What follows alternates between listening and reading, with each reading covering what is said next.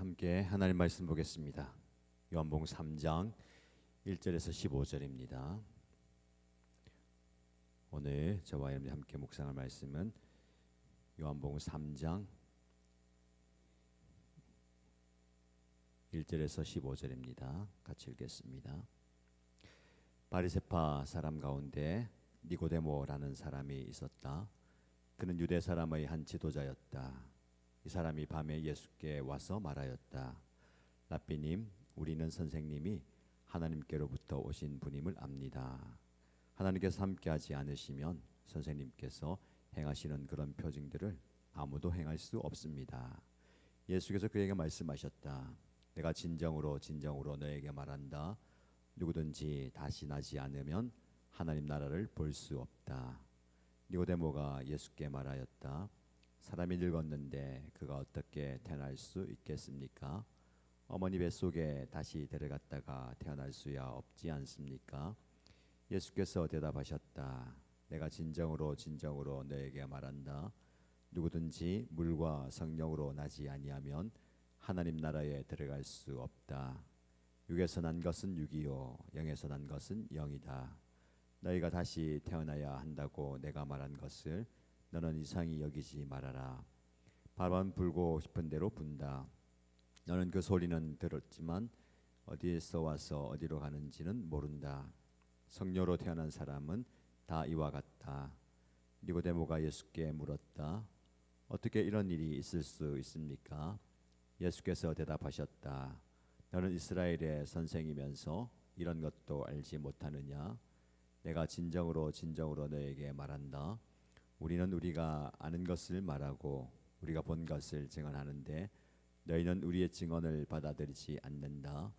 내가 땅의 일을 말하여도 너희가 믿지 않거든. 하물며 하늘의 일을 말하면 어떻게 믿겠느냐? 하늘에서 내려온 이 곧 인자밖에는 하늘로 올라간 이가 없다. 모세가 광야에서 뱀을 든 것 같이 인자도 들려야 한다. 그것은 그를 믿는 사람마다 영생을 얻게 하려는 것이다. 아멘. 오늘도 하나님의 은혜를 사모하면서 말씀의 자리, 은혜 자리 나오신 여러분들 축복합니다. 말씀을 통해서 영적 깨달음과 깨뜨림의 시간이 되기를 축복합니다. 여러분, 남들이 보기에는 참 부러운 삶을 사는 것 같은데 정작 본인은 그 마음은 칠흑같이 어둡고 답답해 힘들어한 적이 있습니까? 오늘 본문에는 그런 한 사람이 등장합니다. 바로 니고데모입니다. 바리새인이었고 공의의 의원이었습니다. 존경받는 스승이었습니다. 권력도 가지고 명예도 가졌고 종교적 지식까지 다 갖춘 소위 성공한 인생입니다. 근데 그가 밤에 예수님을 찾아옵니다. 왜 하필 밤이었을까요? 사람들의 시선이 두려워서였겠지만 사실 그의 영혼 상태가 밤이었기 때문에 그렇습니다. 율법을 다 지키고 높은 자리에 올랐는데 해결할 수 없는 영생에 대한 갈증, 그 공허함을 안고 빛이신 예수님께 조용히 다가옵니다. 오늘 우리도 니고데모처럼 겉은 화려하지만 속은 밤을 지나는 것 같은 모습은 아닙니까? 우리 영혼의 밤을 끝낼 유일한 대답을 본문의 말씀을 통해서 함께 찾아보겠습니다. 1절에서 5절 말씀을 보시면 하늘나라는 내 노력이 아니라 거듭남으로 들어간다라는 진리를 우리에게 말씀합니다. 니고데모는 예수님께 나와서 정중하게 인사를 건넵니다. 선생님은 하나님께로부터 오신 분임을 우리가 압니다. 근데 예수님은 그 인사 치레를 받고 인사하는 것을 생략하고 바로 핵심적인 말씀을 주시죠. 사람이 거듭나지 않으면 하나님 나라를 볼 수 없다. 여기서 거듭난다라는 헬라어 아노텐인데요. 다시라는 뜻도 있습니다. 그러나 위로부터라는 뜻이 더 강합니다. 우리는 자주 내 힘으로, 내 열심으로, 내 도덕적인 성취로 하나님의 나라의 문을 두드리려고 합니다. 그러나 신앙은 내가 밑에서 위로 올라가는 것 아닙니다. 마치 아래에서부터 위로 사다리 타고 올라가는 것 아니고요. 위에서부터 하나님이 부어주시는 생명을 받아야 됩니다. 위로부터 내려오는 은혜, 이게 신앙생활입니다. 많은 종교는요, 밑에서부터 하나씩 하나씩 쌓아서 올라가려고 합니다. 불가능합니다. 하늘로부터 오는 생명과 은혜를 경험해야 되는 겁니다. 니고데모는 늙은이가 어떻게 다시 태어날 수 있습니까? 라고 인간적인 한계 안에서 질문합니다. 근데 예수님은요, 단호하십니다. 물과 성령으로, 즉 전적인 하나님의 은혜로만 우리는 새 사람이 될 수 있다라고 말씀합니다. 예수님 말씀하시죠. 진실로 진실로 너에게 이른다. 사람이 물과 성령으로 나지 아니하면 하나님 나라에 들어갈 수가 없다. 여러분, 전적인 하나님의 은혜입니다. 인간의 공로와 행위, 우리의 노력은 아닙니다. 하나님의 은혜로 우리가 구원을 받는 겁니다. 하나님의 은혜가 없으면 안 되는 거죠. 우리에게 필요한 건 하나님의 은혜입니다. 자, 말씀을 통해서 적용 질문을 마음에 새겨보십시오.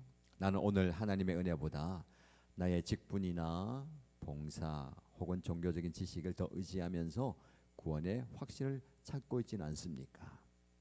내 영혼은 위로부터 오는 성령의 임재를 간구하고 있습니까? 오늘 저와 여러분들이 이 땅에서 살아가면서 위에서부터 내려오는 하나님의 은혜를 많이 경험하기를 축복합니다. 오늘 하루 여러분의 공로를 내세우고 싶은 마음이 들 때마다 주님, 나는 무익한 종입니다. 모든 것이 하나님의 은혜입니다. 라고 고백하시기 바랍니다. 그리고 아침에 눈을 뜰 때마다 항상 이렇게 고백하십시오. 성령님, 오늘 하루 내 인생의 돛을 성령의 바람에 맡깁니다. 나를 인도하여 주옵소서. 기도하시면서 하루를 시작하십시오. 분주하게 바쁘게 막 허겁지겁하지 마시고요. 그리고 내 계산과 내 계획 막 세우지 마시고 하나님, 내 삶을 오늘 하루를 성령께서 인도하여 주시는 대로 살겠습니다. 내어드림의 은혜가 있기를 축복합니다. 6절에서 8절 말씀 보시면 성령의 역사는 보이지 않지만 생명으로 증명된다라는 것을 말씀합니다. 예수님은 성령의 역사를 바람에 비유하시죠. 바람이 어디서 와서 어디로 가는지 눈에 보이지 않지만 나뭇잎이 흔들리는 것을 보고 바람이 분다는 것을 압니다. 성령도 마찬가지입니다. 성령이 우리 안에 임하시면 갑자기 광채가 나거나 하늘 나는 거 아니잖아요. 그러나 분명한 증거가 나타납니다. 성령이 임하시면 어떤 증거가 나타납니까? 그동안 미워하던 사람이 불쌍히 여겨지는 겁니다. 세상 자랑이 시들해지고요. 십자가가 귀하게 여겨집니다. 고난 속에서도 알 수 없는 평안이 밀려옵니다. 이것이 성령이 임하는 증거고 성령의 바람이 부는 증거입니다. 여러분의 삶 가운데 이 성령의 바람이 불어오길 축복합니다. 그래서요, 이 바람을 통해서 내가 변화되면 주겠습니다. 그리고 성령의 바람이 우리 공동체 안에 불어와서 우리 공동체가 성령의 바람의 증거를 경험하면 좋겠습니다. 떠나가서 이 성령의 바람이 대한민국에 불어와서 세상 일로 지쳐있고 찌들어있는 많은 영혼들이 새로운 성령의 바람의 은혜를 경험하면 좋겠습니다. 이를 위해서 기도하고요. 이를 위해서 간구하십시다. 니고데모처럼 지식으로 하나님을 분석하려고 하면 안 됩니다. 바람은 분석하는 게 아니고요. 바람은 맞는 겁니다. 성령의 역사에 여러분의 인생의 돛을 맡기는 것, 이게 진정한 신앙입니다. 어디서 불어서 어디로 가는지 알지 못하지만 그분께 내어 맡길 때에 우리 하나님께서, 우리 성령님께서 저와 여러분들을 가장 좋은 길로 인도하여 주실 줄 믿습니다. 오늘 여러분들의 삶 가운데 어디로 가야 할지, 내 인생이 어떻게 될지 막연한 분, 두려운 분 계십니까? 더 하나님께 맡기십시오. 그리고 하나님께서 인도하시는 대로 가십시다. 무엇이 어렵습니까? 내가 원하는 대로 모든 것이 되어야 된다라는 전제가 있으니까 어려운 거예요. 성령이 원하시는 대로 내어드리면 새로운 모험이 시작되는 겁니다. 주님이 어떻게 우리를 인도하실지 모르겠습니다. 우리 교회 공동체를 어떻게 인도하실지 모르겠고 우리 인생을 어떻게 인도하실지 모르겠습니다. 그러나 성령께서 우리를 책임지시고 가장 좋은 것으로 선한 길로 인도하실 줄 믿습니다. 성령의 바람이 불어와야 됩니다. 성령의 바람에 맡겨야 됩니다. 지금 머물러 있는 분들이 있어요. 성령의 바람이 확 불고 있는데 내어 맡기면 그 돛을 넓게 펴면요, 그 바람을 맞고 가는 겁니다. 우리 교회가, 우리 목장이, 저와 여러분들이 성령의 바람을 받아가지고 저 넓은 바다를 향해서 항해를 시작하고 있는데 이 줄을 묶어 놓고요, 안 가려고 버티고 하면 안 됩니다.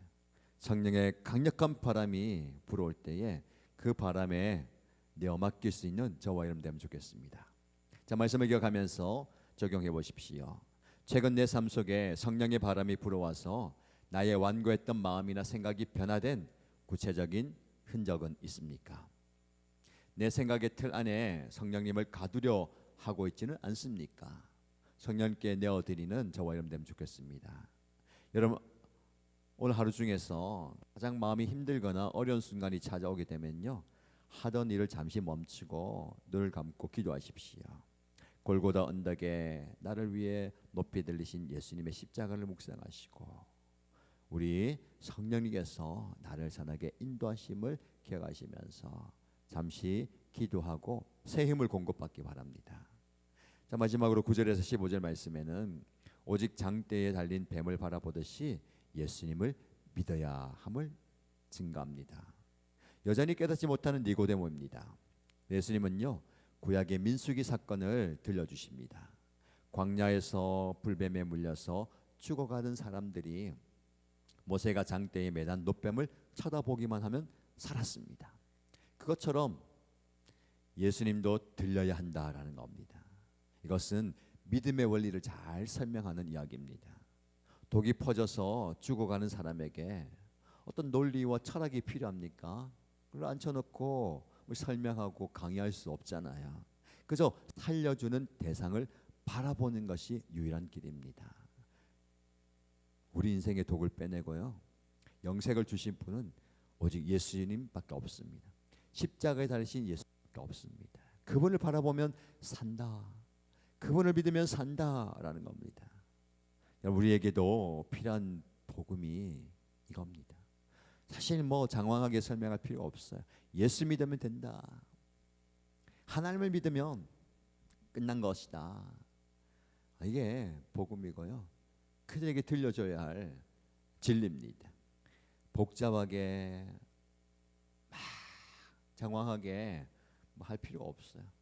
예수 믿으면 되고 하나님 믿으면 된다라는 겁니다.